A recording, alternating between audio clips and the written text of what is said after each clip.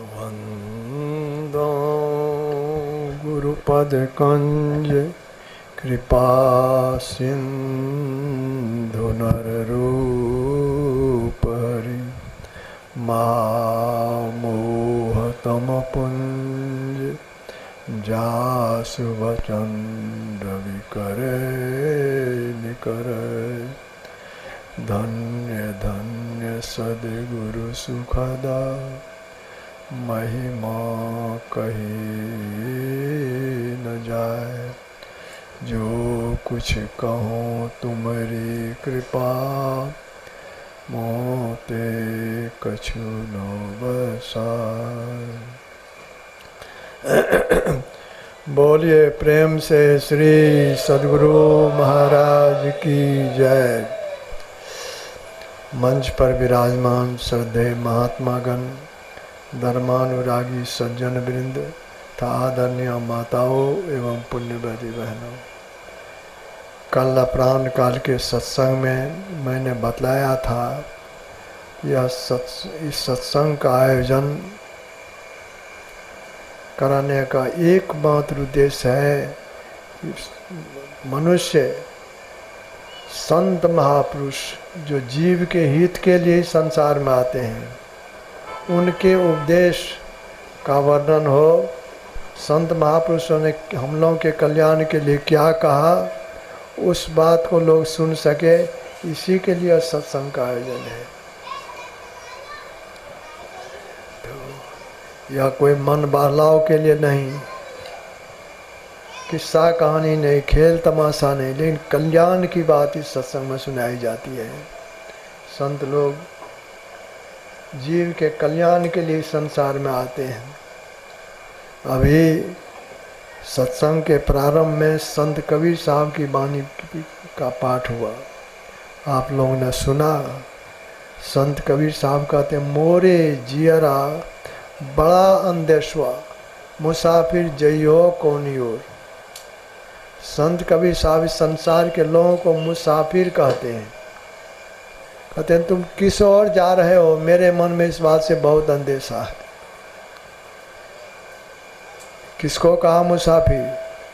शरीर में रहने वाला जीवात्मा।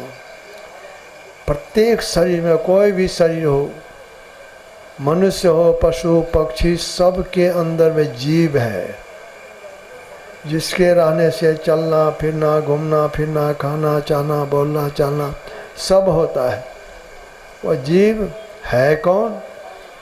गोस्वामी तुलसीदास जी महाराज ने लिखा, ईश्वर अंश जीव अविनाशी, चेतन अमल सहज सुख राशि। यह जीव ईश्वर परमात्मा का अंश है, इसका भी नाश नहीं होता। हम लोग देखते हैं कि फलाने व्यक्ति शरीर त्याग दिए, कहते हैं ना फलाने शरीर त्याग दिए। कोई अभी कहते फलाने मर गए। मरता क्या है? शरीर में रहने वाला जीव नहीं मरता। शरीर से जीव निकल जाता है तो वह शरीर मुर्दा शरीर कहलाता है। अब शरीर से जीव के निकल जाने पर या इसको रखना चाहे कुछ दिनों तक नहीं रहेगा, 2-4 दिन के बाद ही यह सड़ना प्रारंभ हो जाता है, दुर्गंध आने लगता है। इसलिए लोग क्या करते हैं, शरीर का दाह संस्कार कर देते हैं। शरीर का दाह संस्कार कर देते हैं। जीव जो इसमें था निकल गया, वो कहाँ जाता है? वह 84 लाख योनियों में 84 लाख प्रकार के शरीर है, एक एक शरीर में उसको जाना पड़ता है। माया बस जीव आवागमन के चक्र में पड़ा रहता है। आवागमन, बारंबार शरीर में आना, शरीर से निकलना, विभिन्न शरीरों में। इससे निकलने में बहुत बहुत कष्ट होता है जीव को। तो संत लोग इसी कष्ट से छुड़ाने के लिए, जीव को उबारने के लिए इस संसार में आते हैं। वे जीव को मुसाफिर की संज्ञा इसलिए देते हैं, अभी जो पाठ में सुना है, मोरे जियरा बड़ा अंदेशवा मुसाफिर जइयो कौन ओर। मुसाफिर शरीर में रहने वाला जीव को कहा कि मेरे मन में बड़ा अंदेशा हो रहा है। क्या अंदेशा हो रहा है? तुम किस ओर जा रहे हो? अरे घर से कोई निकलते हैं, कहीं जाना होता है, किसी काम से बाहर जाना होता है, तो फिर लौट करके घर पहुंच जाते हैं। ईश्वर परमात्मा का अंश रूप जीवात्मा परमात्मा के धाम से निकल चुका है, निकला है, घूम रहा है, विभिन्न शरीरों में भटक रहा है। इसमें भटकने में बहुत कष्ट होता है जीव को। संत लोगों के मन में इसीलिए अंदेशा हो रहा है। अरे तुमको चाहिए कि परमात्मा के धाम से निकला फिर परमात्मा के गोद में पहुंच जाए। तुम बाहर के सुख में मगन होकर, बाहर के सुख, इंद्रियों का सुख, तन मन सुख, ये तन का शरीर का सुख, इंद्रियों का सुख, इसी में तुम भूल गया है। इसमें भूलने से, इसमें मग्न हो जाने से अपना कल्याण नहीं। गुरु महाराज की वाणी में है कि तन सुख, मन सुख, इंद्रिय सुख, सब दुख, ये सब दुख ही दुख है। इस ओर आ करके लोगों को सुख नहीं मिलता, लेकिन जीव भटक रहा है। भटकते हुए जीव को संत लोग याद दिलाते हैं, तुम परमात्मा के धाम से निकला था, परमात्मा की गोद से तुम अलग हो गया है, तो फिर उन्हीं की गोद में चले जाओ। यही हमारा काम होना चाहिए। लेकिन इस तरह से हम कर नहीं रहे हैं। विभिन्न शरीरों को धर करके, जैसे लोग कहीं जाते हैं तो दिन भर चलते हैं, पहुंच नहीं सके जहाँ पहुंचना होता है तो रात में रह जाते हैं कहीं पर, धर्मशाला में या कहीं भी ठहर जाते हैं। सवेरा होने पर फिर चल देते हैं। उसी तरह से हम लोग भी शरीर रूप धर्मशाला में ठहर गए अभी, फिर इसको छोड़ करके आगे बढ़ेंगे। विभिन्न शरीरों में जा करके कुछ रहना होता है, फिर चलना होता है। यह यात्रा हमारी कब से शुरू है? जब से यह संसार बना है, तब से हम विभिन्न शरीरों को धरकर संसार चक्र में, आवागमन के चक्र में घूमते आ रहे हैं। इसमें घूमते रहने पर बड़ा कष्ट अभी तक भोगे हैं, बहुत कष्ट भोगे हैं। तो इस कष्ट से छुड़ाने के लिए ही संत लोग आते हैं। लेकिन जीव जो उनकी बात सुनना नहीं चाहता, अभी संसार के भोगों में मस्त है, तो ऐसे जीव को देख करके संत को बड़ी दया आती है। आपने सुना ने, मोरे जियाड़ा बड़ा अंदेशवा, मुसाफिर जई हो कौनी ओर। संत को दया आती है। कहेंगे दया क्यों आती है संत को? कहा इसलिए संत के का हृदय बड़ा कोमल होता है, बहुत कोमल। दूसरों के दुख को देख करके संत लोग द्रवित हो जाते हैं। ख्याल मत बांटिए। एक तो लोगों को कष्ट हो रहा है, बाहर के सूरज के ताप को एक कपड़ा का आवरण दूर नहीं कर पाता। लोगों को गर्मी लगती होगी, इसलिए गर्मी सह करके आप लोग जो बैठे हैं, तो बहुत बड़ा लाभ उठाने के लिए, इस लाभ को तभी उठा सकेंगे जब आपका ख्याल इस ओर लग जाए। दूसरी ओर से ख्याल आप हटा लें, क्या कह रहे हैं इसको सुनिए। कल्याण की बात बतलाई जाती है सत्संग में। तो संत लोगों के मन में अंदेशा इसलिए कि संत लोग देखते हैं दूसरे, इसको कष्ट हो रहा है, कष्ट हो रहा है, कष्ट से छूट जाए। साधारण जीव तो वह अपने कष्ट को भी नहीं जानता, कष्ट हो रहा उसी में भूले हुए हैं, झूठे सुख को सच्चा सुख मान बैठे हैं और उसी ओर दौड़ लगा रहे हैं। लेकिन संत लोग का संत लोग जानते हैं कि सच्चा सुख क्या है। ये इंद्रियों का सुख सच्चा सुख नहीं है, ये संसार के भोगों को भोगने का सुख सच्चा सुख नहीं है। सच्चा सुख तो परम प्रभु परमात्मा के चरणों में अपने को हाजिर कर लें, पहुंचा दें। हम प्रभु प्रभु हम एक ही होई, द्वंद्व और द्वैत रहे नहीं कोई। वहाँ चले जाए फिर तो समझ निज घर में निज प्रभु को पावे, अति हुलसावे ना। गुरु महाराज की वाणी में है, मन तू बसो तीसरो नैना, माता से चल दीजो ले। लेकिन अपने घर जाने के लिए बाहर में रास्ता नहीं है, परमात्मा के धाम में जाने के लिए रास्ता नहीं है। रास्ता कहाँ से शुरू है? कहा मन तुम बसो तीसरो नैना। कहे रास्ता प्रारंभ होगा और तीसरी नेत्र में अपने को ठहरा लो। ये गुरुगम्य है। इस बात को साधारण लोग नहीं जानते, जो दीक्षित नहीं है सो नहीं जानते। दीक्षित लोग जानते हैं कि मन अपने प्रभु के पास जाने के लिए, परमात्मा के धाम में जाने के लिए अंदर में रास्ता है और रास्ता का प्रारंभ होता आज्ञा चक्र से। तो पहले वहाँ ठहरना पड़ेगा, तो उस रास्ते पर हम आगे बढ़ सकेंगे। मन तुम बसो तीसरो नैना, महतः से चल दी जोरे। लेकिन वहाँ पर वहीं पर रुक जाओ सो नहीं, वहाँ से चलो, महतः से चल दी जोरे। मन तुम बसो तीसरो नैना, महतः से चल दी जोरे। अस्थूल नयन दृष्टिधार दो, सन्मुख जोड़ो रे। ये हम लोगों की आँख जो है बाहर में, इसमें दृष्टि की धार निकलती है।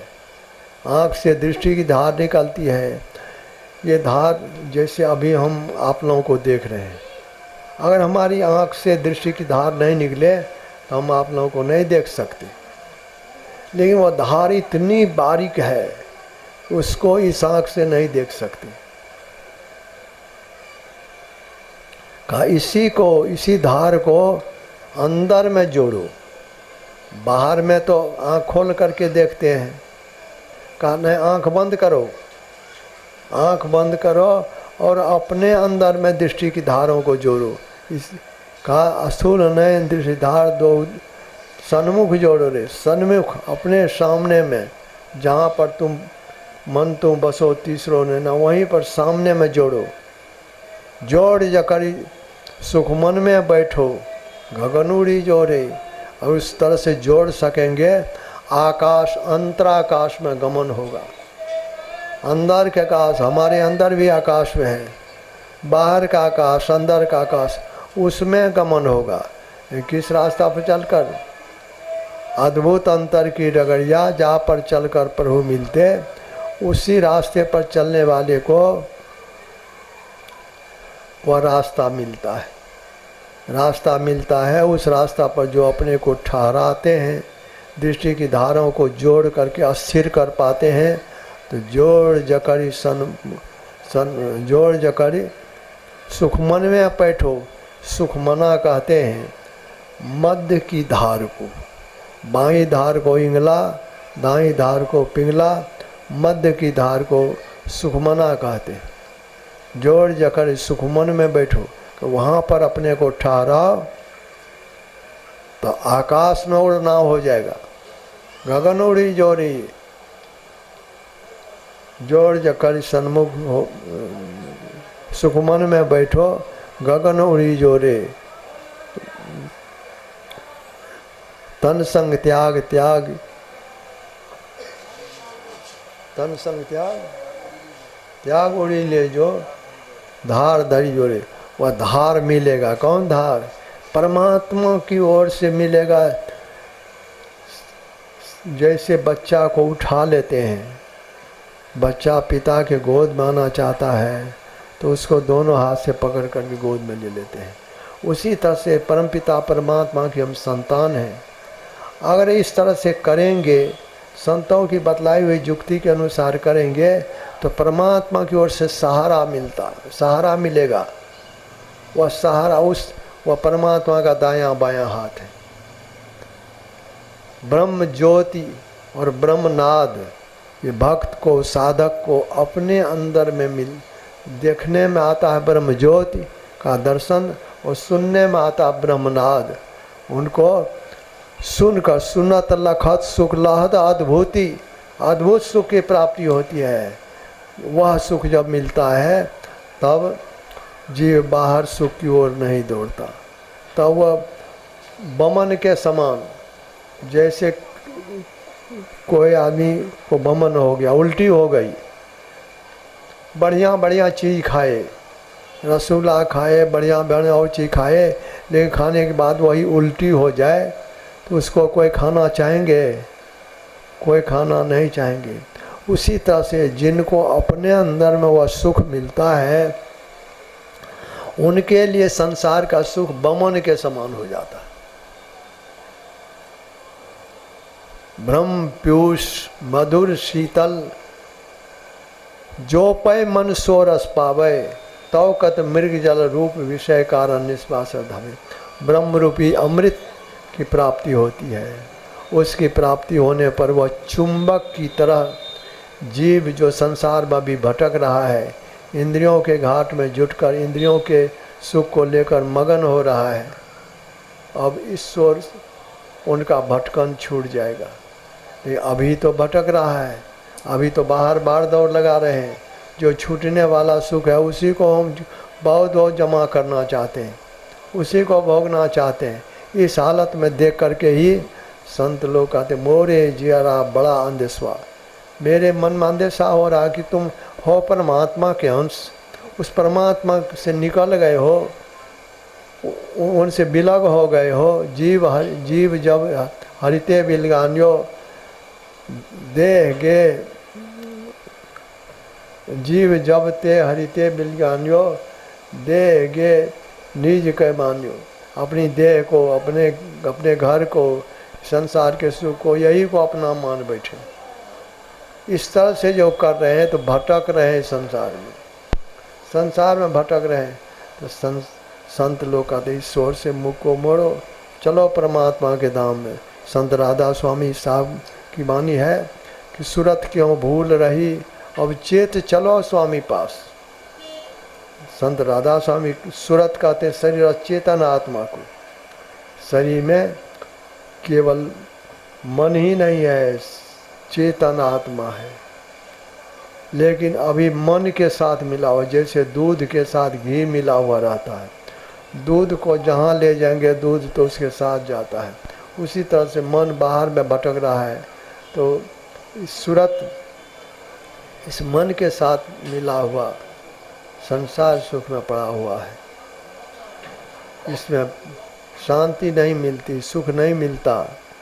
तो संत राधा स्वामी साहब कहते हैं सूरत क्यों भूल रही, अब चेत चलो स्वामी पास। क्यों भूली हुई हो, अब अपने मालिक के पास चलो। लेकिन कैसे जाएंगे? मन तो इस शरीर चेतन आत्मा को भटका करके संसार विषयों की ओर ले जा रहा भी। तो मन को भी समझाते हैं संत राधा स्वामी साहब, हे मनवा तुम सदा के संगी, त्यागो जगत की आश। मन को कहते हैं, हे मन तुम केवल इसी जीवन में हमारे साथ नहीं हो, जब से हम इस संसार में आ गए हैं, भटक रहे हैं, तब ही से तुम हमारे साथ हो।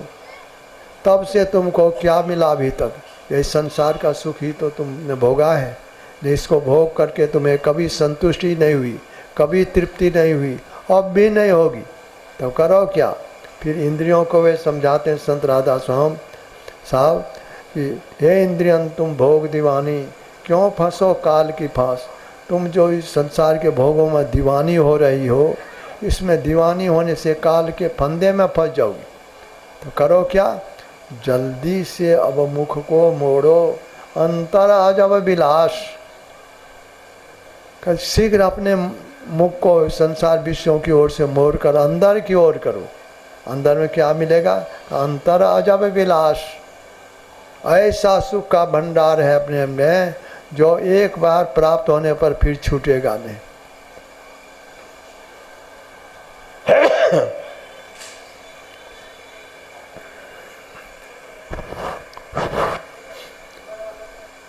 का उस सुख को प्राप्त करने के लिए जैसे बने तैसे करो कमाई, जिस तरह से भी हो उस सुख को प्राप्त करो।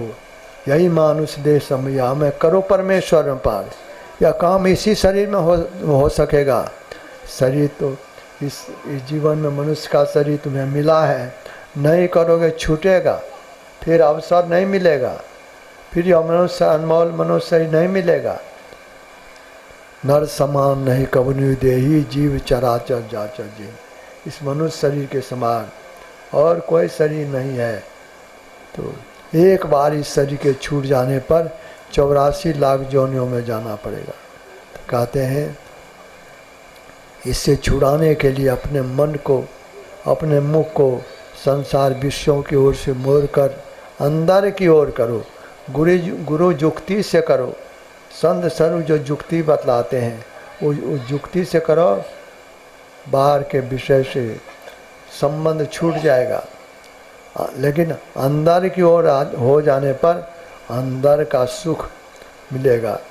अंदर का सुख पहले जप भी जो करेंगे उसमें भी एकाग्रता होगी तो बड़ा चैन मालूम पड़ेगा। असुर रूप का ध्यान करेंगे उसमें भी एकाग्रता होगी तो बड़ा चैन मालूम पड़ेगा। दृष्टि योग साधन के लिए तो कहना है क्या, दृष्टि योग साधन करने पर तो अपने अंदर में देखने में आने लगेगा। परमात्मा की अद्भुत लीला अपने अंदर में देख सकोगे। तो उसमें तो ऐसा सुख जैसा सुख कभी नहीं प्राप्त किया। इसीलिए गुरु महाराज की वाणी में है कि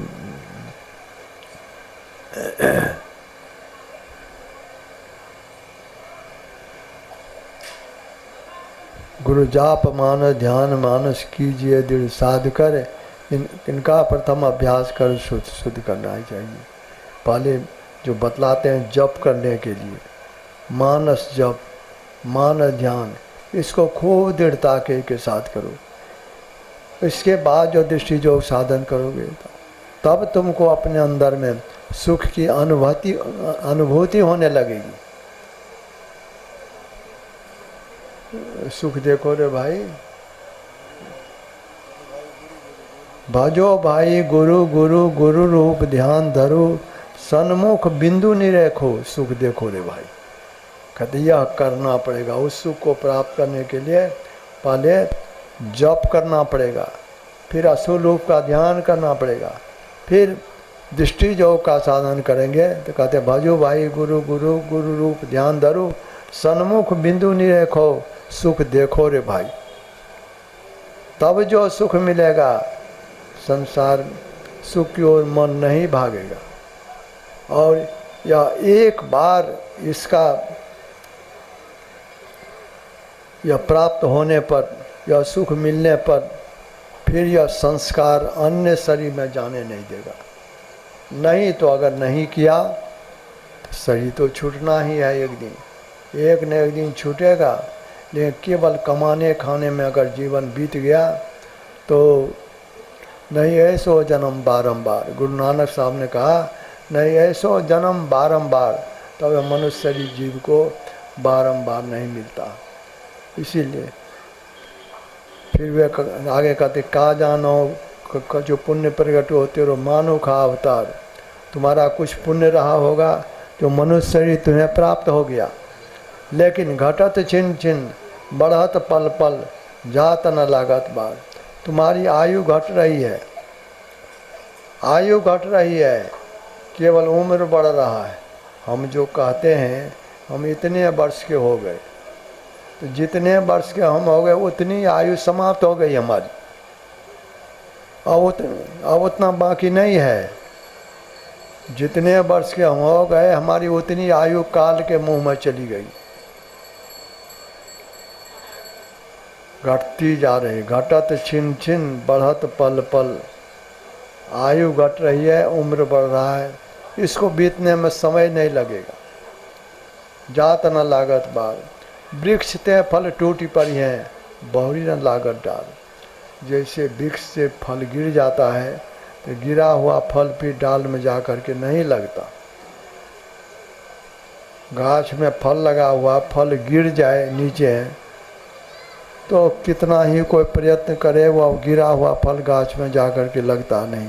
उसी तरह से जिस क्षण इस शरीर से प्राण निकल जाएगा, कोई लाखों उपाय कर ले, फिर वह जीव, शरीर से निकला हुआ जीव फिर इसमें वापस नहीं आवेगा। तो संत राधा स्वामी कहते इस बात को जानकर गफलत में मत रहो, इस बात को जानो। इस बात को जानकर संसार के कर्तव्य कर्म को करते हुए, कर्म छोड़ने के लिए कोई संत लोग नहीं कहते संसार के कर्तव्य कर्म को करते हुए परमात्मा की भक्ति सुमरन ध्यान करो, सबसे होने योग्य है, कोई इसके लिए अयोग्य नहीं। हम लोगों के गुरु महाराज ने कहा जितने मनुष्य स्तनधारी हैं प्रभु भक्ति कर सकते, सभी केवल मनुष्य कर सकते हैं। अभी आप लोग आए, सत्संग वचन को सुन रहे हैं, कष्ट सह करके धूप लग रही है, फिर भी आप लोग बैठे हैं सुनने के लिए। लेकिन आपके पास अगर गाय है, बैल है, भैंस है, कोई और जानवर है, उसको कहेंगे, कोई कहे कि चलो तुम भी सत्संग सुनने के लिए, वह समझेगा आपकी बात? वह समझ नहीं सकेगा, वह आएगा नहीं, कोई सुन नहीं सकता, उसे कोई सुना नहीं सकता, वह कर नहीं सकता। वह तो अज्ञानता वाला शरीर है। केवल मनुष्य के शरीर में परमात्मा ने विशेष ज्ञान दिया है। मनुष्य केवल इस काम को कर सकता है। तो संत लोग कहते हैं नर समान नहीं कबन विदेही, जीव चराचर जाचर जेही। मनुष्य शरीर के समान और कोई शरीर नहीं है। सभी प्राणी जीव इस शरीर को पाने की कामना करते हैं, लेकिन मिलता सबको नहीं। एक बार शरीर से जीव निकल करके अन्य शरीर में चला गया, कुत्ता बिल्ली घोड़ा गधा सांप बिच्छू कीड़ा मकोड़ा उस शरीर में चले गए, तो अब एक एक करके 84 लाख योनियों में जाना पड़ेगा। कितना कष्ट सहेगा। जीव को मार करके जीव खाता है। अन्य शरीर में मनुष्य शरीर को कोई मारते हैं पीटते हैं तो उसके लिए तो केस मुकदमा है। किसी बकरा बकरी को कोई काटते हैं, उसका मांस खाते हैं, उसके लिए कोई केस मुकदमा, कोई कोर्ट कचहरी है? कहीं कोर्ट कचहरी नहीं। जंगल में रहने वाला एक जीव दूसरे जीव को मार करके खाता है। सांप है, मेढक को जीवित पकड़ कर निकलने लगता है। जीव मार करके जीव, एक जीव दूसरे जीव को खाता है। कितना कष्ट होता है।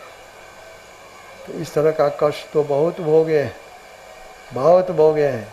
यह शरीर जो मिला है परमात्मा ने दिया है, परमात्मा की बड़ी कृपा हुई है। यह शरीर मिला है कि अपने दुख को दूर करने का प्रयत्न करें, और दूर करना बस करने का यही एक उपाय है कि संतों की बतलाई हुई युक्ति पर हम चलें। चलना क्या है? दो काम, संत लोग दो काम करने के लिए बतलाते हैं। कहते सत्संग नीत और ध्यान नीत रहिए कर संलग्न हो। सत्संग करते रहो, सत्संग से तुम्हें ज्ञान मिलेगा, ध्यान करने की प्रेरणा मिलेगी, मन में चेत होगा कि केवल हमको कमाना खाना ही नहीं है, अपने उद्धार के लिए कुछ करना है। करें, या सत्संग से ज्ञान होगा। ध्यान करेंगे तो ध्यान करने से हम काल के मुंह से निकल सकेंगे। जैसे कि गुरु महाराज की वाणी में है कि माघ भूखा बाघ काल के मुख पड़ो है बावरे, होश कर चेतो सवेरे बचो ध्यान के दावरे, काल मुख से निव की भागो ध्यान के बल भाई रे, ऐसो अवसर खोई हो तो रोई हो पछताई। का ध्यान करो, ध्यान करने से ही काल के फंदे से निकल सकोगे। नहीं ध्यान करोगे तो काल तो भक्षण कर ही रहा है। संत पलटू साहब कहते हैं तू क्यों गफलत में फिरे, सिर पर बैठा काल। सिर पर काल बैठा हुआ है। संत कबीर साहब की वाणी में है कि कबीर गर्व न कीजिए काल गहे कर केश। काल बाल पकड़े हुए है, इसलिए गफलत हो करके नहीं रहो। तो ये करना क्या है? सुमरन ध्यान करना है। सुमरन ध्यान करने की प्रेरणा सत्संग से मिलती है। इसलिए दोनों कामों को जो करते हैं जैसे गाड़ी का चक्का, दोनों चक्का रहता है तभी वे आगे बढ़ पाता है। सत्संग करते हैं, ध्यान करने की प्रेरणा मिलती है। ध्यान करेंगे तो सदाचार का पालन करने की शक्ति प्राप्त होगी, पाप कर्म छोड़ करके रहने की शक्ति प्राप्त होगी। सत्संग ध्यान दोनों करते रहें, पाप कर्म से अलग हो करके रहें। संसार में जिस तरह का शरीर जीविकोपार्जन के लिए कर रहे करें, उसके लिए कोई नहीं रोकते। कहते जीविकोपार्जन के लिए जो काम करते हो करो, लेकिन सच्ची कमाई से अपना भरण पोषण करो। सच्ची कमाई से अपना भरण पोषण, परिवार के लोगों का भरण पोषण, और धर्म काम में भी जब बच जाए तो सभी करो। संत कबीर साहब ने कहा, साईं इतना दीजिए जा मैं कुटुंब समाए, मैं भी भूखा ना रहूं साधु न भूखा जाए। का विशेष हमको नहीं चाहिए, विशेष देंगे भी तो हम सब तो नहीं है खा सकेंगे, हमको इतना ही चाहिए। साईं इतना दीजिए जा मैं कुटुंब समाए, जिससे परिवार के लोगों का भरण पोषण अच्छी तरह से हो जाए, लोगों को खाने पीने का दिक्कत नहीं हो, ओढ़ने पहनने की का भाव नहीं हो, आराम से रहें, इतना ही हमको चाहिए। और क्या, साईं इतना दीजिए जा मैं कुटुंब समाए, मैं भी भूखा न रहूं साधु न भूखा जाए। कोई साधु महात्मा आ गए, दीन दुखी आ गए, भिखारी आ गए, उनको भी मैं दे सकूं, केवल अपने ही खा करके समाप्त हो जाए सो नहीं, उनको भी दे सकूं, बस इतना ही हमको चाहिए। तो इतना ही चाहिए। जब पेट भरा सब दिन, बहुत रहने से ही क्या, बहुत है या शरीर छोड़ करके चले गए तो सब तो यहीं छूटेगा। तन धन परिजन सहित, धन जन परिजन सहित आपन तन, सब छाड़ी जइयो काम नौन तावे, सब छोड़ करके एक दिन जाना पड़ेगा। इसलिए उस संग्रह में विशेष अपने मन को लगा करके नहीं रख करके, कर से कर्म करो विधि नाना, चित राखो जहाँ कृपा निधाना। हाथ से संसार के कर्तव्य कर्म को करते रहें और अपने ख्याल को परम प्रभु परमात्मा में लगा करके रखें। अपनी रानी को संभाल करके रखें, रानी मतलब पाप कर्म से बच करके रहें। कहे कबीर निज रानी समारी, सदा आनंद रहे न डाई। जो अपनी रानी को संभाल करके रहते हैं उनके मन में शांति विराज करती है। जो अधर्म के साथ धन लोगों का लूट करके किसी तरह से जमा करते हैं, भले लोग नहीं जाने, उनका मन कसोटता अपने जो हमने अच्छा नहीं किया, लोगों की मैंने हत्या कर दी, लोगों का धन हड़प लिया, उनको जीवन काल में भी सुख नहीं मिलता और शरीर छूटने के बाद तो क्या मिलेगा, उस अपकर्म के कारण वो घोर नरक में जाता है। इसलिए उस ओर से अपने ख्याल को हटाकर पवित्र जीवन बिताते हुए, पवित्र रानी में रहते हुए सुमरन ध्यान करें। यही मनुष्य पाने का परम फल है। ऐसा करेंगे ही लोक परलोक दोनों उत्तम बनेगा। यह जीवन भी सुखमय शांतिमय और आगे का जीवन भी सुखमय शांति बनेगा।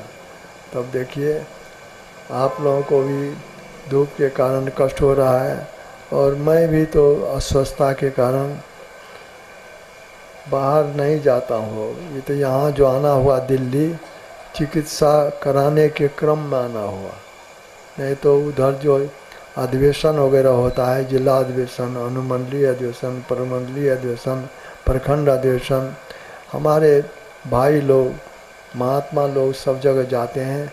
मैं तो कुपा घाट में ही रहता हूँ बस अस्थिर होकर के। यहाँ आना हुआ कि इसलिए कि चिकित्सा करानी थी, इसीलिए तो मुझे भी अधिक देर तक बैठने में कष्ट ही होता है। तो अब मैं अपनी बात समाप्त करता हूँ।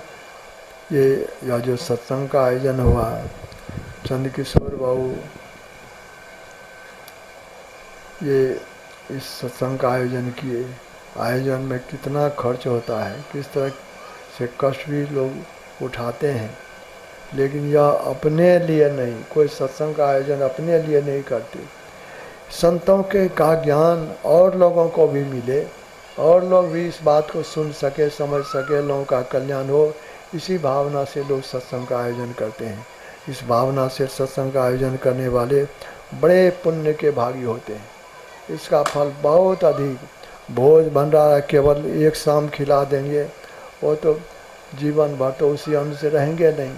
लेकिन सत्संग वचन सुन करके अगर थोड़ा सा भी चेत हो गया, इस रास्ते पर लग गए, बड़ा कल्याण होगा, जीवन सुधर जाएगा। यह जीवन सुधारने वाला काम यही सत्संग का आयोजन है। यह आयोजन करा के चंद किशोर बाबू, उनके भाई लोग, परिवार के लोग बड़े पुण्य के भागी हुए हैं। मैं इनके लिए शुभकामना करता हूँ, गुरु महाराज से प्रार्थना करता हूँ इनका जीवन सुखमय और शांतिमय बना रहे।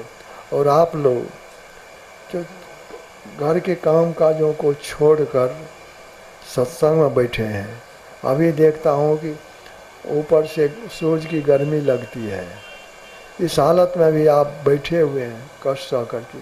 आप लोग भी बहुत बहुत पुण्य के भागी हैं। मैं आप सभी लोगों के लिए भी मंगल कामना करता हूँ, गुरु महाराज से प्रार्थना करता हूँ आप सभी लोगों का इलोक का भी इलोक परलोक उत्तम बने।